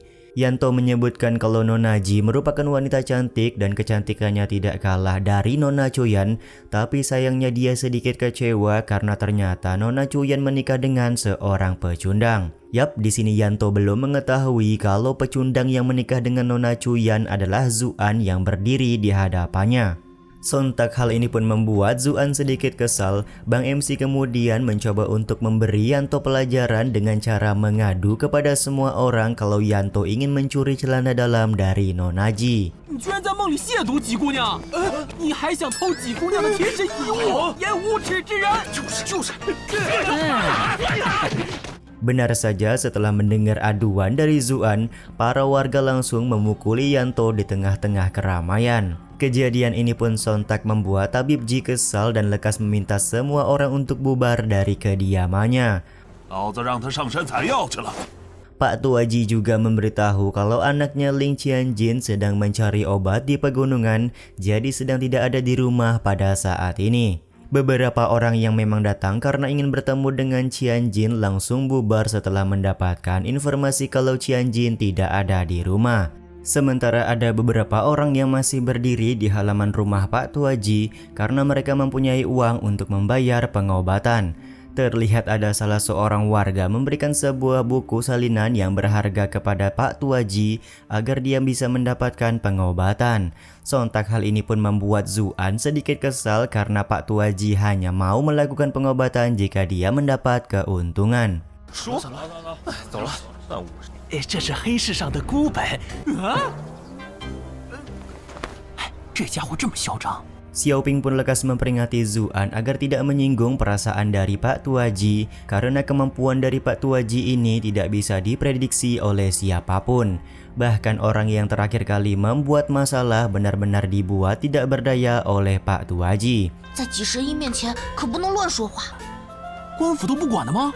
Karena Pak Tuaji cukup kejam, sedari itulah Zuan berniat menyelesaikan misi saja ketimbang harus melakukan protes tidak berguna. Tapi Xiaoping menjelaskan kalau misi yang diberikan oleh Pak Tuaji biasanya sangat sulit, jadi kebanyakan orang lebih memilih mengumpulkan 100 tile saja. Meskipun sudah mendapatkan peringatan, tetap saja Bang MC kita cukup penasaran seperti apa sulitnya misi yang diberikan oleh Pak Tuaji. Setelah membaca papan informasi, Zuan akhirnya paham kalau mereka harus mengalahkan beberapa anjing hitam untuk mendapatkan pengobatan.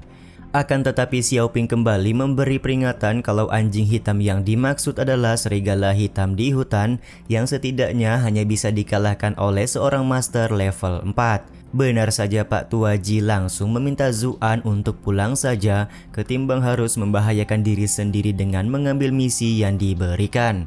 为了你不能说的那点小问题， 这老头是真有本事。 Akan tetapi Zuan malah merasa tertarik dengan kemampuan dari Pak Tuaji karena dia dengan sekejap bisa mengetahui kalau saat ini basis kultivasi Zuan belumlah cukup kuat untuk mengalahkan serigala hitam. Karena merasa tertarik, pada akhirnya Zuan tetap mengambil misi yang diberikan meskipun Pak Tuaji meminta Zuan untuk membunuh 20 serigala hitam sekaligus. 15枚。 要不咱们还是回家吧。 Xiaoping sendiri kelihatan tidak berani untuk mengambil misi dan meminta Zuan untuk pulang ke rumah. Tapi ya begitulah, Zuan tetap berkeras mengambil misi yang diberikan oleh Pak Tuaji. 20就20。 Karena semangat yang dikeluarkan oleh Zuan ini pula, Pak Tuaji merasa tidak tega dan memberikan sebotol obat ajaib yang bisa menyembuhkan luka. Singkat cerita, setelah pulang ke rumah, Zuan berpikir kalau Pak Tuaji sebenarnya adalah orang baik tapi hanya menggunakan penampilan galak untuk menakuti orang lain saja. Di saat yang sama juga Xiaoping menjelaskan betapa berbahayanya serigala hitam yang akan mereka bunuh. Diketahui serigala hitam biasanya hidup bergerombol di daerah pertebingan dan memakan setiap manusia yang ingin membunuhnya. Daripada repot-repot berburu serigala hitam, lebih baik Zuan mencoba untuk mencari orang lain guna menyembuhkan penyakitnya. 你知道刚烈黑柴有多厉害吗？却最喜欢待在豺狼谷，哗啦啦的就流一地。您得的是不能说的病。 Sontak perkataan ini pun kembali membuat Zuan kesal karena ternyata Xiaoping nyamain dirinya dengan paman kedua dari Xiaoping yang terkena penyakit wasir atau ambien. 侄女的亲爹。姑爷，我这病不是羊癫疯。 Zuan juga menjelaskan kalau hanya Pak Tuaji saja yang bisa menyembuhkan penyakitnya. Jadi meskipun misi berburu serigala hitam sangat berbahaya, mereka harus melakukan misi tersebut. Bang MC juga meminta Xiaoping untuk mempersiapkan segala peralatan karena besok pagi mereka akan memulai misi untuk berburu serigala hitam. 今天找神医的事情，绝对守口如瓶。我这就去收拾，包您满意。 Sebelum Xiaoping pergi, Zuan meminta bocah itu untuk tidak memberitahukan siapa-siapa kalau mereka habis ketemuan dengan Pak Tuaji. 嗨，不能出什么幺蛾子。 Sementara itu, Pak Tuaji di kediamannya sedang membaca buku yang diberikan oleh seseorang sebelumnya. Ketika sedang asik membaca buku tersebut, tiba-tiba saja orang tersebut mengetuk pintu ruangan karena dia ingin mendapatkan pengobatan. Sebut saja Udin ya guys ya. Udin juga bertanya tentang Zuan yang secara berani menerima tugas yang diberikan oleh Pak Tuaji kepadanya. Selain itu dia juga bertanya kenapa Pak Tuaji memberi Zuan ramuan ajaib untuk mengobati luka. Pak Tuaji terlihat hanya tertawa sembari memberitahukan kalau ramuan ajaib yang dia berikan kepada Zuan bukanlah sebuah obat, melainkan sebotol racun. Dia memberikan racun tersebut kepada Zuan karena Zuan sudah merusak reputasi dari Qianjin anaknya. 今天领任务那小子也就更快。准备领盒饭吧，这次任务只许成功。 Singkat cerita, keesokan harinya Zuan dan Xiaoping sudah bersiap menjalankan misi memburu serigala hitam. Siapa yang menyangka kalau Xiaoping sudah mempersiapkan banyak sekali barang untuk mereka berdua berburu. Dari sekian banyak barang yang disiapkan oleh Xiaoping, Zuan hanya tertarik kepada tali tambang karena tali tambang cukup berguna untuk mengikat serigala hitam. 把这个盖在身上。把这些没用的收一收啊，快回去吧。那不行。 Beberapa saat kemudian, Zuan meminta Xiaoping untuk pulang saja ketimbang harus menemaninya berburu serigala hitam. Tapi ya begitulah, Xiaoping menolak untuk pulang karena dia harus menemani kemanapun Zuan pergi, termasuk pada saat menjalankan misi dari Pak Tuaji. Selain itu, jika Zuan kenapa-napa, lalu siapakah orang yang akan membantu Xiaoping untuk mendapatkan cinta dari Su'er? 再说了，姑爷你要是死了，通行证出示一下。 Ketika sudah berada di gerbang kota Mingyu, dua orang penjaga meminta kartu identitas kepada Zuan sebagai syarat untuk keluar dari dalam kota. Dengan cepat Xiaoping pun langsung menjelaskan kalau Zuan merupakan suami dari Nona Chuyan, jadi para penjaga tidak boleh menghalangi mereka untuk pergi. 你们胆敢拦路？ 听说是国王的肺啊！ Alih-alih merasa takut, kedua orang penjaga ini malah tertawa karena mereka tahu menantu dari keluarga Chu merupakan seorang pecundang. Selain itu, menantu dari keluarga Chu juga dikabarkan menderita penyakit kelamin. 还不太行。 Ketika Zuan hendak marah kepada dua orang penjaga tersebut, tiba-tiba saja datang seseorang berbaju hitam yang bertanya kemanakah Bang MC hendak pergi. 走兄弟， Kemunculan dari pria berbaju hitam ini juga sekaligus menutup episode kali ini ya guys. Pada episode yang lalu, Zuan hendak pergi berburu serigala hitam bersama dengan Xiaoping. Ketika berada di depan gerbang kota Mingyu, Zuan dan Xiaoping tidak bisa keluar karena mereka tidak mempunyai surat izin. Secara kebetulan datang seorang pria berbaju hitam yang langsung menegur Bang MC kita. Dan episode kali ini pun dimulai dengan pria berbaju hitam yang memperkenalkan diri kepada Zuan kalau dia bernama Si'er yang berasal dari geng Bunga Plum. Di dalam ingatan dari Zuan, dia sama sekali tidak mengenal Si'er, tapi terlihat Si'er menganggap kalau Zuan merupakan teman bermainnya. Di satu sisi, Xiaoping segera mengajak Zuan untuk pergi berburu serigala hitam karena jika hari semakin sore, maka mereka akan kemalaman. Secara kebetulan ternyata Si'er juga ingin pergi keluar dari dalam kota. Si'er juga bertanya hendak kemanakah Zuan pergi setelah meninggalkan kota ini. Secara refleks Xiaoping menjawab kalau mereka akan pergi ke lembah serigala. Sontak hal ini pun membuat Zuan sedikit kesal karena misi mereka berburu serigala hitam tidak boleh diketahui oleh siapapun. Di saat yang sama, Si'er merencanakan niat jahat kepada Zuan, di mana ternyata beberapa waktu yang lalu Si'er juga sudah mencoba untuk membunuh Zuan, namun rencananya selalu gagal. Untuk itulah Si'er mengajak Zuan dan juga Xiaoping pergi ke lembah serigala bersama dengannya saja. 这杨谷正好是杀人越货，我也要去豺狼谷。那肯定是再好不过了。 Karena Zuan tidak diizinkan keluar oleh penjaga gerbang, akhirnya Si'er melakukan negosiasi agar Zuan dan Xiaoping bisa keluar gerbang tanpa hambatan. Beberapa saat kemudian, mereka bertiga sudah berada di perjalanan menuju lembah serigala. Zuan sendiri sadar kalau Si'er mempunyai niat jahat kepadanya, tapi karena Si'er akan menunjukkan jalan menuju lembah serigala, sedari itulah Zuan akan melihat dulu beberapa saat rencana jahat seperti apa yang akan dilakukan oleh Si'er kepadanya. Sementara Si'er sendiri beranggapan kalau dia akan mencari momen yang tepat untuk membunuh Zuan tanpa diketahui oleh Xiaoping. 肯定是黄鼠狼给鸡拜年，小子身边带着人呢。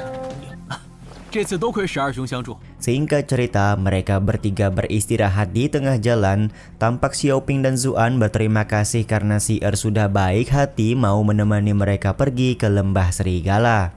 Pada momen ini Zuan juga bertanya sudah sampai di manakah tingkatan kultivasi dari Si karena terlihat barusan kedua penjaga gerbang tampak begitu menghormati Si Si menjelaskan kalau dia bukanlah orang terkuat yang berada di geng Bunga Plum. Diketahui ketua geng yang belum dijelaskan namanya adalah orang terkuat pada saat ini. Si juga bertanya ada tujuan apa sampai-sampai Zuan dan Xiaoping harus pergi ke lembah serigala yang dikenal cukup berbahaya. Dan lagi-lagi secara refleks Xiaoping menjawab kalau mereka akan mengambil misi yang diberikan oleh Tabib Ji, yaitu membunuh 2 ekor serigala hitam. Kali ini Zuan tampak pasrah karena Xiaoping memang tidak bisa menjaga rahasia mereka. Di saat yang sama Si juga cukup kaget karena Zuan hendak berburu serigala hitam. Untuk Si saja dia hanya berani berjalan di tepian lembah serigala dan tidak berani masuk ke dalam lembah karena paham banyak serigala hitam di dalam lembah tersebut. Si juga tampak mewaspadai Xiaoping yang diperintah oleh keluarga Chu untuk mengawal Zuan kemanapun Bang MC pergi. 你俩要去找狗宝，是楚家安排的高手。 Beberapa saat kemudian ketika Zuan sedang kencing, Si berniat menikamnya dari arah belakang. Tapi Xiaoping berteriak karena di atas kepala Si ternyata terdapat sarang penyengat yang hendak jatuh. Yap, pada akhirnya Si terkena nasib sial karena terkena sengatan tawon yang begitu banyak. Dan ketika hari sudah malam, Si berencana kembali membunuh Zuan ketika makan malam. Tapi dia kembali gagal karena Xiaoping tiba-tiba saja datang dengan membawa kotoran sapi yang dia temukan. Kotoran sapi yang dibawa oleh Xiaoping juga terlempar ke wajah dari Si karena Xiaoping kesandung batu pada saat sedang berlari. Waduh, Si ini kena sial terus ya guys ya. 果然是高手。对呀，我找到牛粪了。 Singkat cerita, keesokan harinya Si kembali berniat menikam Zuan dari arah belakang di tepi sungai. Tapi rencananya kembali gagal karena dia terkena lemparan batu dari Xiaoping yang sedang bermain batu di tempat yang sama. Tentu saja beberapa kejadian yang dialami oleh Si membuat Si semakin yakin kalau Xiaoping melindungi Zuan dengan begitu baik. Dia juga menganggap kalau Xiaoping merupakan master yang hanya pura-pura bodoh. 还要护送我们去豺狼谷。 扮猪吃老虎，羞辱于我。 Beberapa saat kemudian mereka bertiga beristirahat di sebuah warung kopi sebelum melanjutkan perjalanan. Si kembali bertanya kenapa Zuan harus repot-repot menjalankan misi dari Dr. Ji, padahal Zuan merupakan menantu keluarga Chu. Zuan pun menjelaskan kalau dia merupakan menantu buangan dari keluarga Chu, jadi tentu saja tidak diakui oleh semua orang. Sulit bagi Zuan untuk mempunyai banyak uang jika dia hanya seorang menantu sampah. 敬我的好哥哥一杯。令也让你跟着吃。 Sementara itu di tempat yang sama ada seorang pendekar pedang bernama Tan Chao yang juga sedang beristirahat. Karena Tan Chao tidak ingin terlihat oleh Si maka dia memutuskan untuk segera pergi dari warung kopi tersebut. Si yang mengenali Tan Chao lekas mencegat dan bertanya kenapa Tan Chao buru-buru pergi meninggalkan warung kopi. Sontak hal ini pun membuat Tan Chao kaget dan langsung menggunakan Zuan sebagai sandera agar Si membiarkannya pergi dari tempat ini. 看你们称兄道弟，关系很好。那是必然。你要是敢动他一根毫毛， Ternyata Tan Chao sudah lama menjadi incaran dari geng Bunga Plum, jadi pantas saja kalau Si mengenali Tan Chao meskipun dia menggunakan sebuah tudung. Momen Tan Chao yang menjadikan Zuan sebagai sandera tentu saja membuat Xiaoping marah. Xiaoping menyebutkan kalau Zuan merupakan menantu dari keluarga Chu, jadi jika dia kenapa-napa keluarga Chu pasti akan membalas dendam kepada Tan Chao. Sementara itu, Si meminta Tan Chao untuk tenang karena dia datang ke tempat ini bukan ingin membunuh Tan Chao. Akan tetapi Tan Chao bukanlah orang yang bodoh, di mana dia sudah mengetahui kalau Mei Chao Feng atau pemimpin dari geng Bunga Plum sudah mengeluarkan surat perintah untuk membunuhnya. Di saat yang sama Xiaoping berusaha melemparkan bubuk cabai ke arah Tan Chao untuk menyelamatkan Zuan. Tapi bubuk cabai tersebut malah mengenai orang yang berada di sekitaran warung kopi. Tan Chow juga tampak langsung memecahkan minuman arak guna membuat seisi warung kopi menjadi terbakar. Di satu sisi Zuan meminta Xiaoping untuk pulang ke kediaman keluarga Chu guna mencari bala bantuan.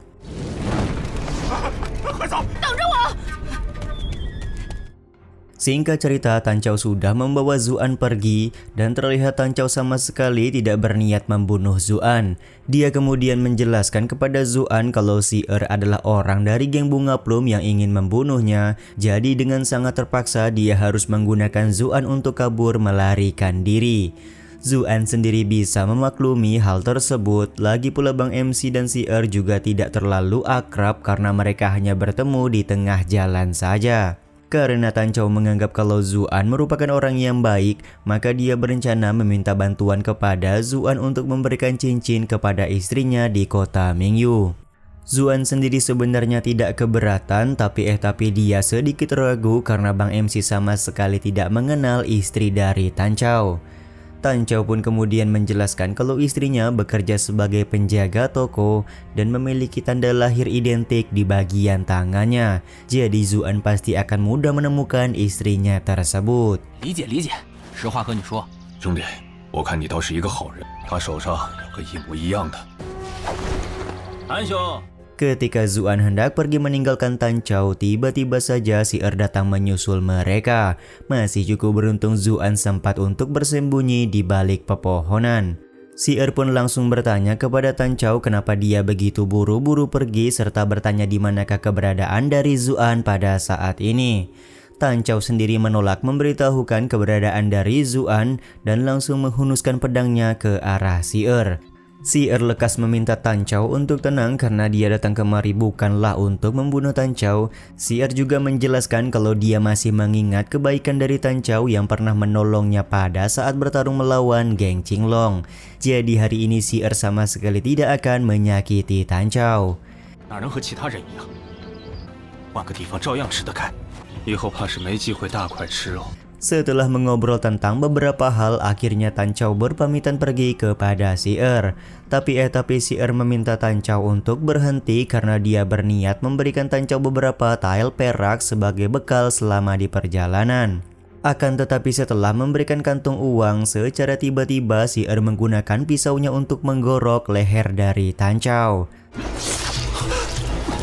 能拿你换赏钱，怎么可？ Ternyata sedari awal si hanya berpura-pura baik saja kepada Tan Chow untuk mencari tahu di manakah keberadaan dari Zuan. Selain itu si juga harus menuruti perintah dari ketua geng Bunga Plum yang sudah mengeluarkan surat perintah membunuh Tan Chow. Pembunuhan yang dilakukan oleh si tentu saja membuat Zuan sangat kaget. Bang MC tidak menyangka kalau si begitu kejam membunuh Tan Chow tanpa rasa bersalah sama sekali. Sementara itu, ternyata si sudah mengetahui kalau saat ini Zuan sedang bersembunyi di balik pohon. Zuan sendiri tampak mencoba untuk bersikap tenang dengan berkata kalau saat ini jika si membunuhnya, maka keluarga Chu pasti akan mengetahui dan menangkap si Hal tersebut dikarenakan Xiaoping sudah pulang ke kediaman keluarga Chu untuk mencari bala bantuan, dan jika bantuan tersebut sudah tiba, pasti si akan berada dalam masalah. 一定知道是你杀的我。我好怕怕哟！提醒我避开楚家人的追踪呢。 Tapi di sini si tampak tidak takut dengan ancaman tersebut karena dia memiliki sebuah rencana bagus, yaitu menjatuhkan Zuan di lembah serigala hitam agar Zuan mati di lembah tersebut. 那你是小瞧了刚烈，骨头渣子都要给你嚼没了。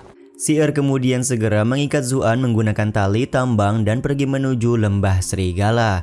Buat yang bertanya-tanya kenapa Zuan tidak melakukan perlawanan, ya karena Bang MC saat ini masih cacat ya guys ya.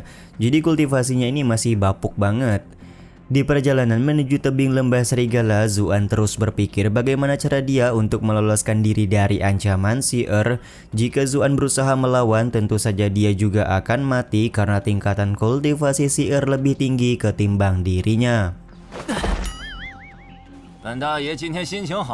Zuan sendiri hanya tampak bisa pasrah sembari mengikuti keadaan. Dia juga bertanya apa alasan utama si begitu ingin membunuhnya. Karena suasana hatinya sedang bagus, Si kemudian memberitahukan kalau dia adalah orang yang membuat Zuan tersambar petir beberapa waktu yang lalu.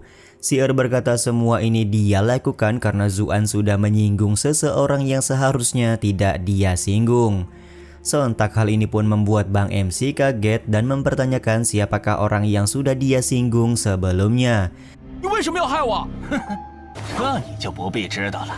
Tapi ya begitulah, tentu saja Si menolak memberitahukan siapa orang tersebut karena sekarang dia akan membuat Zuan pergi ke neraka. Karena sudah buntu, pada akhirnya Zuan memutuskan untuk menceritakan pengalaman sedihnya ketika sudah menjadi menantu keluarga Chu. Dari mulai pernikahannya dengan Chu Yan dan dia tidak dianggap sama sekali kehadirannya di dalam keluarga Chu sendiri. 废物，唯恐避之不及，所有人都瞧不起我，一刀一人走天涯。有可言呐，都是刀头舔血。 Siapa yang menyangka ternyata Si juga mempunyai cerita yang cukup sedih. Kenapa dia bisa bergabung dengan geng Bunga Plum? Lah malah langsung adu nasib ya mereka berdua ini. 小漂泊，无依无靠，我的家不是真的家，拥抱一个吧。 Zuan kemudian berbicara kalau dia ingin memberikan pelukan terakhir kepada Si sebelum dimasukkan ke dalam lembah serigala. Tapi pada saat ini masih ada tali yang mengikat tangannya, jadi dia tidak bisa memberikan pelukan. Mau tidak mau di sini Si memotong semua tali di tubuh Bang MC agar Bang MC kita bisa memeluknya. Setelah tali di seluruh tubuhnya dipotong, Zuan kemudian melakukan serangan diam-diam ke arah mata dari Si. Selain itu, Bang MC kita juga melakukan tendangan ke burung puyuh milik Si. 龙出海！哎呀！我来！尾息一击！ Colokan dan tendangan yang dilakukan oleh Bang MC Zuan ini berhasil membuatnya terbebas sekaligus menutup episode kali ini ya guys. Ya udah deh, sampai di sini dulu aja video kali ini. Mohon maaf jika masih banyak kekurangan dan kesalahan dalam penyampaian kata-kata ya. Terima kasih untuk kalian yang udah pada nonton dan jangan lupa subscribe serta nyalain loncengnya ya guys. Mimin selaku penulis narasi, tukang voice over dan tukang edit video pamit undur diri. Salam hangat, see you in the next video. Bye bye guys, see you next week.